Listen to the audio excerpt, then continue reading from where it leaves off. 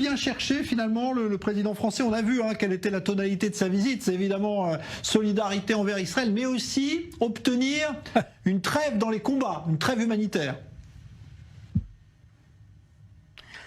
Écoutez, moi je note déjà que Emmanuel Macron arrive 2 semaines après ce que j'appelle le tsunami des horreurs, de l'horreur, après les massacres barbares perpétrés par le Hamas. Et ce n'est pas avec la politique aveuglément pro-palestinienne affichée depuis longtemps par les présidents français, qu'ils soient de gauche ou de droite, qu'on va avoir la paix dans la région.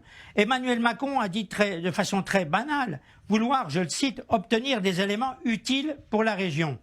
Le voilà à nouveau en train, je l'imagine, de se voir dans le rôle de médiateur entre juifs et musulmans, entre israéliens et arabes.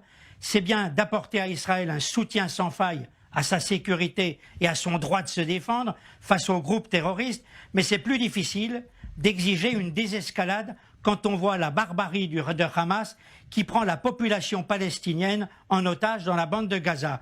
Quant à la reprise du processus politique vers une solution à 2 États, il ne faut pas rêver. Israël ne peut pas négocier avec des terroristes, le Hamas et autres, qui veulent sa destruction et sa mort.